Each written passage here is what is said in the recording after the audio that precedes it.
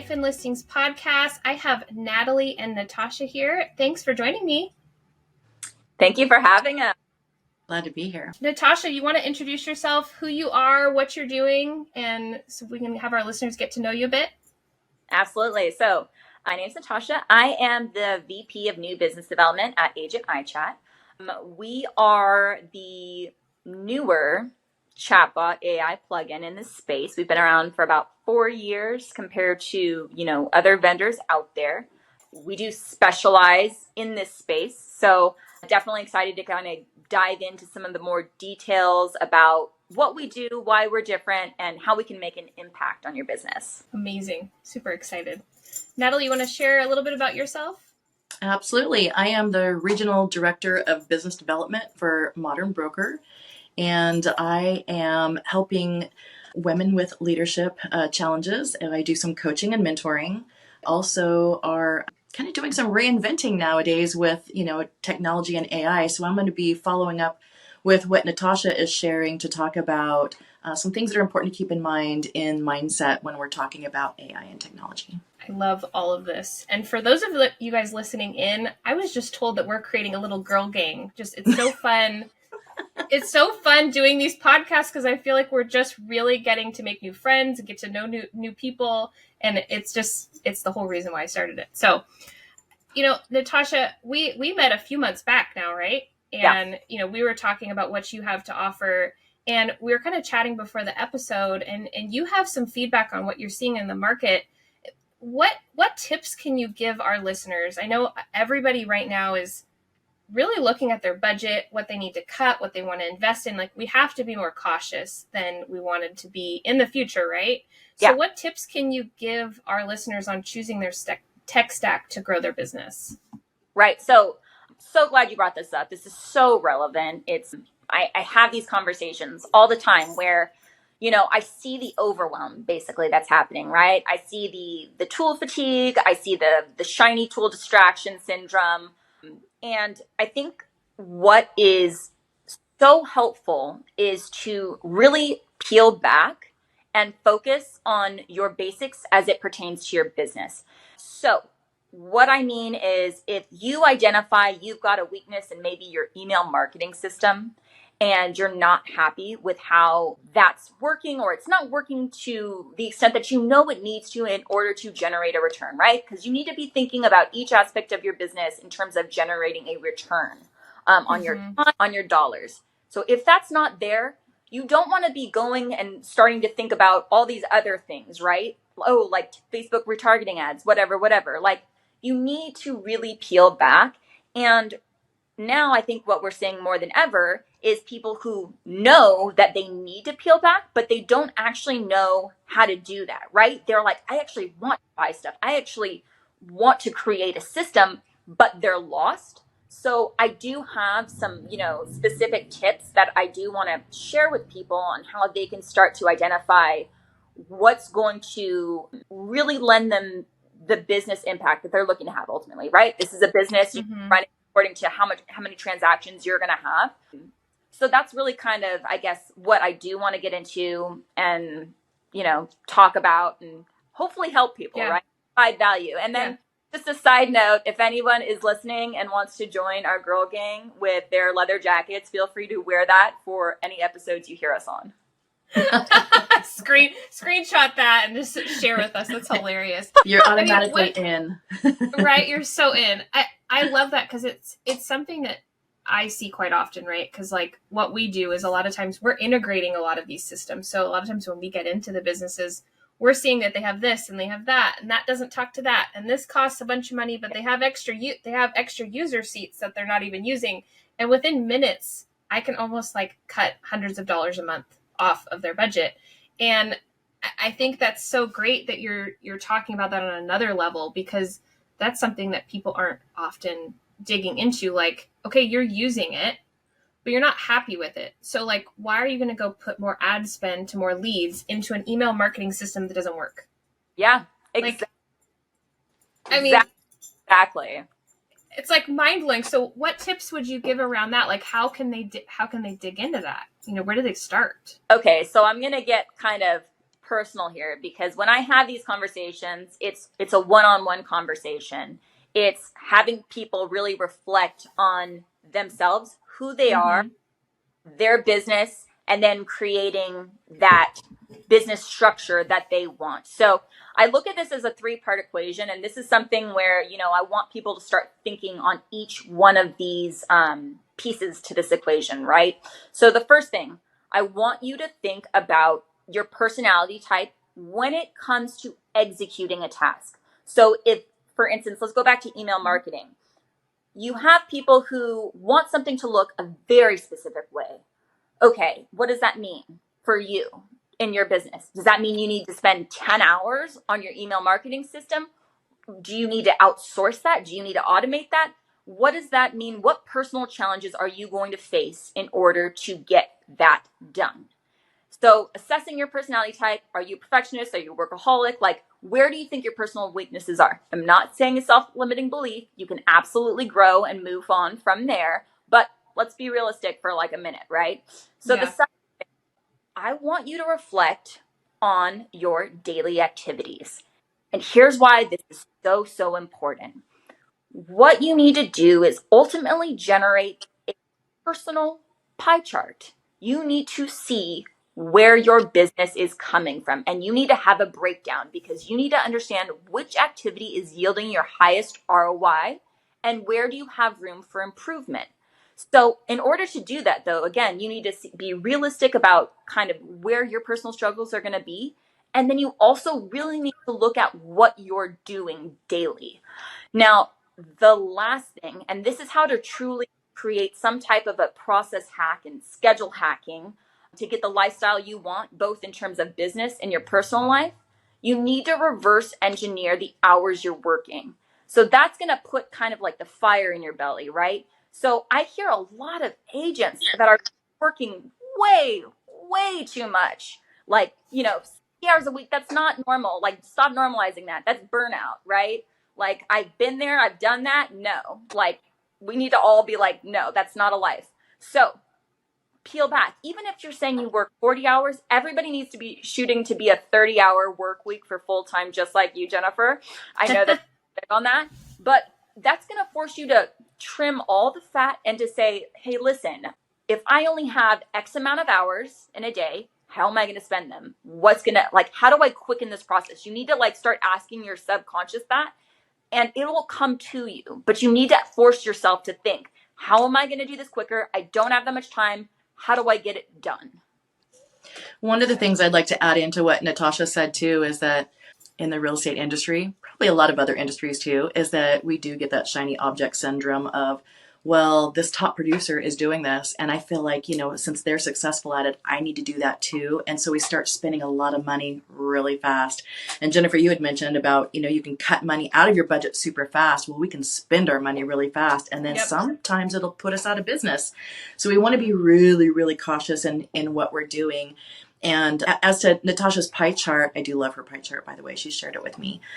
But there's another pie chart we need to add in too, which is, what do we love to do? So if we're looking at where we're spending money, am I spending money in Facebook ads, like you had brought up, Natasha, where I am doing all this advertising, spending all of this money, yet I hate social media. I hate doing, these Facebook ads. This is a conversation I just recently had with an agent in our office. And she just said, I just don't want to do it. I hate it. I don't like getting on. So I procrastinate it, but I'm spending this money and I feel really terrible about spending money here because I hate it. So I don't do it and I don't use it. So what's the best tool? What's the best tech stack, the one you're going to use, right? So it doesn't have to be super intuitive. It doesn't have to be super expensive. If we're not using it, it's a big waste of our money and our time. That time, honestly, just to highlight, Jennifer, I know from you and your business and how great it is that you help people with, tech adoption, seeding everything through, making it consistent. I'm such a big believer in what you do, but man, I know everyone thinks of investment in terms of dollars, but boy, time is money, and you just cannot hammer that enough, right? Mm-hmm. One of the things Natasha and I talk about is that sometimes not just the time of doing the project that we do or don't like, but the time and the emotional space that we take up in trying to figure out, oh man, I really need to do that. You know what? I'm going to go walk around the block first. Oh, I really think that maybe I'm not going to say that properly. And I'm just going to use, Chat GPT, and they'll say it exactly like me, which, I'm from the country, and sometimes I say y'all and I say folks, and Chat GPT doesn't use those words for, I don't know why they don't, but they should, because then it would sound more like me. I need to train it, I guess. But we use a lot of emotional space and emotional time that we can cut out also when we figure out those things that do make us work more efficiently. I can be busy all day long, but am I being productive?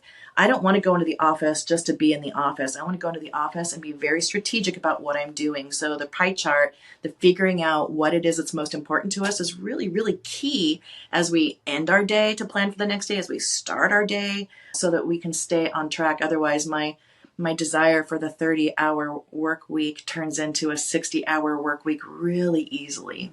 So there's so many different layers to everything that you guys just shared. Like, to go back to Natasha saying, like, oh, what is your personality type? Do I have to choose one? Because I feel like I'm OCD. I could be workaholic very easily. Like, I could be all the things. Yeah. But then, like, to go back to, like, protecting our time, I feel like it is just, we said this when we were before we were recording, but to me, it's a personal choice. Like, I made a decision at some point that I was not going to do more than that, because I know myself. I am OCD. I am a workaholic. I could easily work all day, every day, and then I actually like it. Like, I like doing it. But I made a personal choice of, like, I have to do that for my family. I have to do it for myself. That's not a long-term commitment I'm willing to make, regardless of how much money, I had to make that decision. So, Natalie, I know you've been playing with AI and you've been using that in your business. So can you give us some tips? Or everybody's using AI now, right? So Right. What tips can you give to set our listeners up for success and set them apart when they're using that? Yeah, I don't want to say we got to go back to some basics in using AI too, but really we need to bring back the human part of things, right? So because ChatGPT doesn't say y'all, right, and folks, if we're not really watching what we're doing, we're going to very quickly lose the personal connections that we have with people. So if I think about my SOI, my sphere of influence, and in sending communications and maybe setting up some plans that automatically go out, and I'm thinking, man, I'm going to look so much more professional when I use ChatGPT, but ChatGPT doesn't sound like Natalie when I send it out. I'm going to lose those connections real quick. They're going to know that it's just a spammy sort of thing that I'm sending out to everybody, and it's not that I really cared that their kid was going to college next month, right? So you've got to really be careful and make sure that you keep that inside. So with Agent iChat and using the chatbot in my website, it's been really nice because one, Agent iChat can customize things specifically for the client, and two, it'll let me hop in at any point to take over. So I think it's really important to pay attention and not get lazy and just let AI take over for us, because it really is a relationship based business, and we hear that a lot, but really implementing it and putting into place is super important. So that's one thing, is to keep a human part of technology. One of the other things that I wrote down is that, what is the desire that I have? What is my ultimate goal? I truly do want a 30-hour work week. So I want to be like you when I grow up, Jennifer. That I work too much. And part of it is, what is it that I really want out of this AI or this tech stack for my business and for me personally? So I know, and the human part of it too, that I need, I'm not going to say how old I am, but it starts with a 5 and it ends with a 1. It's taken me a long time to figure out that when I say yes because I want to be the nice guy, I want to help people out, I want to see them succeed. If they're struggling, I want to help them out. But the more that I say yes to the things that do not help me get to my end goal, the longer it's going to be. Or if I even get there, or that my family now feels that they're in second place. So finding out what's important to me, our why, we hear that a lot too. Finding out our why it's important, what our goals are, to use that AI to get to it. And then ask people, again, humanizing, I'm not just going to go out and buy whatever chatbot's out there. I'm going to call Natasha and say, girlfriend, hey, who do you recommend? Like, I know you're going to recommend your peeps, but what would be the next best competition? And she's going to be very honest with me because they want what's best for me and my business, right? Mm-hmm. So asking people, not just throwing money at things. So finding out your why to find out what you need is really important, as well as using the resources around us, because we don't have to reinvent a wheel. Real estate's been around for a long, long time, and people have been doing things, a certain way. But now that technology has come into play, man, it's changed the game. Can you imagine coming into real estate right now, Jennifer? Oh my gosh. With all the tools, our foundation would be solid and set and all these tools in place. Well, I'd like to think that anyway, but yeah, right? Like, it's just so different than when we started. So there's a lot of ways that we can build to make our dreams come true when we do it the right way. But we got to pull back a little bit. We got to look at some pie charts. We got to talk to some people and really strategically think about it, just not for too long. Otherwise, it never happens. That is amazing. I'm almost like imagining two pie charts like in one. So like Natalie, you've got your like overall, like what everything you want to do. And part of it's going to be work, right? And then you've got all Natasha's like daily activities in there. And then you want to make those as efficient as possible so they can fit in here. So it doesn't grow to this huge thing. I mean, I love that because I'm all about efficiency. Like I borderline feel like it's like I'm slightly lazy, so it makes me more efficient because I don't want to redo things. I don't want to spend a lot of time. He's celebrating the lazy. Yeah. All right. Well, now we have our girl gang motto. We've got the patch from the back of our jackets, which is going to be two pie charts somehow in there. Oh no, we're set. Yes, the pie chart. That is legit. That is legit the nerdiest thing I've ever heard. I'm pretty nerdy. Like, I'm pretty nerdy. It's so amazing. I mean, all this is great. I feel like there are 1,000 podcast episodes in here. But one of the things that I kind of wanted to just end this at was, Natasha, tell me what's different about Agent iChat. Like, share with our listeners, because I really want to dig into that a little bit more. I mean, I know what it is, and everybody knows what a chatbot is, right? But like, what makes it different? I'm so glad that you've asked this because I want to get into, our service, why it's different, and then throw out some like teasers of what's in our personal like product pipeline. So first and foremost, I want to actually say something when it comes to, and this is kind of just an overall, this tends to be a universal truth. When you have a company that specializes in one particular service versus all in ones, you're getting the quality of that particular service, right? So when we're talking about at a lot of different vendors, it's usually composited, like the chatbot is usually there wasn't as much maybe thought put into that specific service, right? And that's just kind of universally true when you go to seek out specifics for your tech stack. So with our service, like I mentioned, we are younger, we're still continuing to innovate. Big one for people is that we are a multilingual chatbot, meaning we've got 110 plus languages. To my knowledge, we are the only real estate chatbot. I've actually seen another chatbot with the abilities to use that Google API to allow you to translate into all those different languages. Yeah. Only one right now. Which is super cool because, like, for me in real estate, my husband is also in real estate and he's a Spanish speaker. So most of his clientele are Spanish speaking. Yeah. So if they're coming to our universal website for the two of us, that chatbot can handle all of our clients. And that's super cool that it'll do that. Yeah. For DI, global real estate transactions, it's really nice. It's such a great element of customer service to have that. Yeah. And we also specialize in commercial and recruiting. So I've actually seen this kind of pickup where, commercial is definitely behind in terms of not having the residential offerings when it comes to tech, but being able to capitalize on, website traffic through a recruiting chatbot and having that kind of proactive approach with people. That's proven, extremely effective and impactful, especially because now we're all on our phones and, just having somebody to kind of go to and interact with in a safe way, right? Where you don't feel like you're calling and you're putting yourself out there. Mm-hmm. I want to say a huge, and this is kind of like, so I just kind of went into some of the details of what our current offerings. We have a Facebook plugin. We're going to have an Instagram plugin. We're also developing some proprietary AI. So stay tuned, because I don't want to say what that is. We're doing like a whole new redesign. We have pretty much universal integrations on CRMs and websites, which is so nice to have a smooth chatbot to just drop a qualified lead into your CRM. Yeah. But again, just to kind of speak to chatbots in general, this is where I'm going to say, hey, listen, again, yes, we do specialize in chatbots. We're new. We're continuing to innovate. So definitely follow us.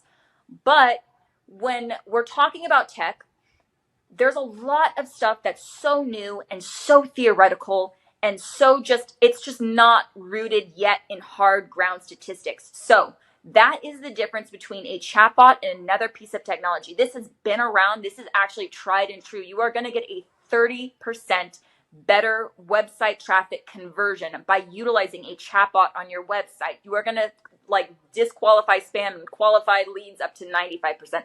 Those are white paper statistics, right? Yeah, so when we're talking about concern over which tech stack to choose, there are, tried and true proven technologies that are really simple. That's a really simple plugin. It's completely automated. And that's kind of really, how all of these conversations had started, right? With people in terms of peeling back. Let's just focus on the simple. You're already driving so much traffic to your website.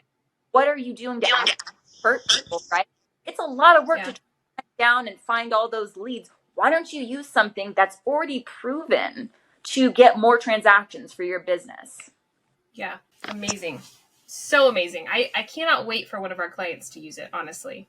Natalie, you're a user of Agent iChat, but you're also doing some really cool stuff yourself. Do you want to leave our listeners with a little bit about things that you're doing? Yeah, absolutely. Well, I am a realtor.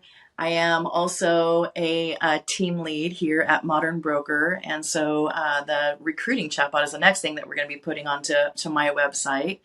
So we're excited to see how that one goes. Yeah. So if you all need a testimonial and you want to see, call the girl gang member over here in Clovis, California. I'm totally happy to share with you. But I'm also working on some other things. We need to figure out what we want to be when we grow up, right? I do want to be a little bit like Jennifer and a little bit like Natasha, but the things that I've wanted to do all of my life, I'm now, wanting to work towards my dreams and my goals instead of working towards someone else's dream and their goal. So I am working on some more public speaking, mostly on leadership and women in leadership. I am working on some podcasts. I am writing a couple of books. I'm working on an app. My daughter is also going to be working on an app. She has a great idea to help in the medical field, and I think it's going to be really cool. And in both of those, we can use Agent iChat. So not just for real estate, but for other things too. We're trying to learn how to use technology. So I really need to work on that 30-hour work week so that I can have 30 hours of working on other cool things that I aspire to do. I also have a new puppy, and this puppy, his name is Moon, has become very TikTok famous. Spending a lot of time doing some fun things with him too, and getting him on some social media. It is amazing. It's so funny. I gotta have balance, right? Time, it's totally balanced. This is totally balanced. Yeah. Well, ladies, it was amazing having you guys on the podcast. I know I'm going to have you back because we have so many more topics to go over. I'm going to post both of their contact information in the show notes, and Natasha has a link for us to go to check out some cool new stuff with Agent iChat that I'll drop in there as well. And thank you guys for coming on today. It was so great getting to know you a little bit more. Thanks for joining the gang. Yeah. Yes. The leather. I don't know. We'll have to come up with a good name. Yeah, absolutely. Well, thanks guys, and have a great day. I'll see you again soon. You too. Thank you. Bye.